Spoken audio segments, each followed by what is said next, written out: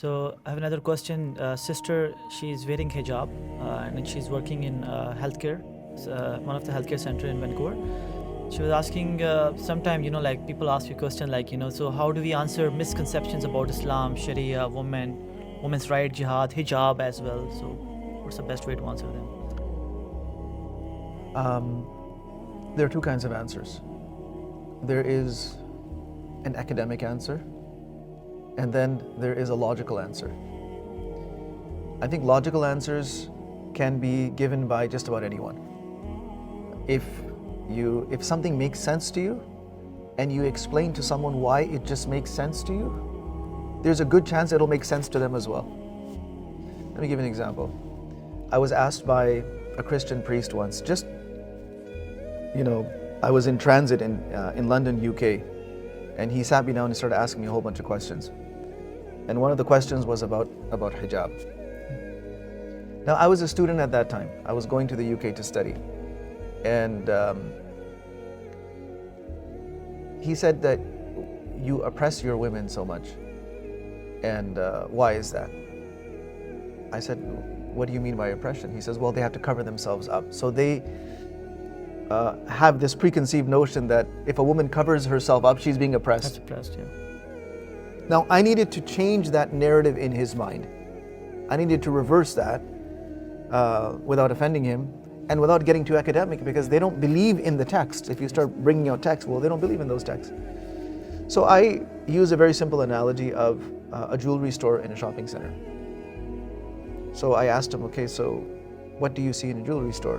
What happens when you go into a typical jewelry store in a typical shopping center? Well, outside there are some kinds of hanging displays. They'll usually have more like fashion jewelry, cheaper jewelry on them. And then, that's mainly to attract the customer. Okay, where's the real jewelry? It's in the showcase. What's the process of buying that? Well, if you want to see something, you tell the salesperson behind the counter that I want to see such and such ring or necklace or whatever it is. So they'll open it up, remove it, you can look at it. When you're done, it goes back in under lock and key. If you're talking about gold bricks or you're talking about raw diamonds, they don't sell those in regular jewelry stores. You have to go to specific kinds of suppliers for those, and there's only real, genuine customers that can go there. So I said, look, of all of these three types of merchandise that we've identified that are sold, which is the most valuable? He says, obviously the gold bricks and the large uncut diamonds and things like that. I said, okay, fine. If they're the most valuable, how come we don't see them everywhere? He says, because then you have to protect it. How are you going to protect it if everyone has access to it? I said, so when you want to protect something, you don't give everyone access to it. So if you give access to everyone, it means that you are compromising the protection aspect of that thing if that thing holds value to you. So in the same way, if a woman is being protected, just like that jewelry is not being oppressed, it's being protected, this woman is being protected. So he said, okay, I think I understand what you're saying. I said, no, let me be more clear. And this is where it really hit home. I said, for you, the way I see you treating women right now, it's no different than cheap jewelry. You're putting them up, hanging them up for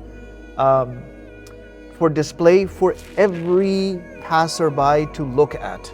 And the thing about those cheap jewelries, these pickpockets and these petty thieves, they'll go and they'll grab those off the racks and they'll disappear. It's not a lot of damage to the shop owner because that's not the real merchandise. I said the same way, you hang your women out on display for anyone and everyone to look at, to interact with, and just like that jewelry, somebody can come by, take her, walk away, and no one's really worried. And for us, our women are our most precious asset. They're irreplaceable. The entire institution of a family and the dignity of the family, the integrity of the family, it rides on the integrity of our women. So if we're protecting them, it's because they're valuable. It's not because they're a target of oppression. So this made sense to him. So answering questions doesn't have to be academic. It can be logical, but it's got to make sense. And if you want to give more academic answers, then you have to learn your deen. You have to learn what is the Quran saying. For example, there's a lot of people, I've gone into public schools here where there were people who were under the impression, Muslims, who were under the impression that hijab is a cultural thing. In fact, their teachers told me that, yeah, we have Muslim girls here, and the topic of hijab has come up in our classes, but these girls have stated very clearly that hijab is a cultural thing. Look, if your knowledge is wrong, then definitely your practice is going to be wrong. And the bigger problem is you're going to have bad practices thinking that they are good practices. The knowledge has to be rectified. So work on correcting your knowledge. We have standards for everything. This thing really, it puzzles me and it disturbs me. And it's one of the things that makes, I believe, organizations like ours so important, so crucial. We have an educational standard for every single subject in the world. We have standards for our Montessoris, for our pre-K and kindergartens, for our elementary schools, for our high schools. We have standards for everything. Where is the standard for Islamic knowledge? It's like Islamic knowledge is something, just someone threw it on the side of the street and, it's just there. It has no value. Our problem with Islamic knowledge is we take it for granted that, oh, I know Islam because I grew up in a Muslim family, which is absolutely false. That's just like saying, I'm a mathematician because my dad teaches math. No, how much math have you studied? And there's too many people talking about Islam who don't know even the basics about Islam, but they're acting very knowledgeable. They're acting like, oh, they understand, and they're giving opinions. We don't allow people to give an opinion about how this road is constructed unless they're an engineer. Right? We don't give people the opinions to talk about anything of a technical nature unless they have expertise and specialization in that. Why is deen so cheap that anyone and everyone can just talk about it?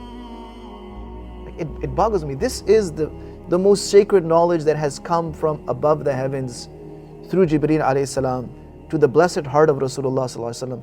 It has been immaculately preserved. Go and learn some of that. If these people were to sit down in front of someone like me and I was to start quizzing them about their deen, these same people who are giving commentaries on Islam, they wouldn't know the basics. So what I'm trying to say is that raise your standard for Islamic knowledge, for what is Islamic knowledge. Before you claim, put yourself to a similar standard that you have set for worldly knowledge. And then let's see how you compare. What are you? Are you an elementary school level of Islamic knowledge? Are you middle school, junior high? Are you high school? Are you 1 year university? Are you where are you? And that's when we will decide, the world will decide whether what you have to say has any weight or not.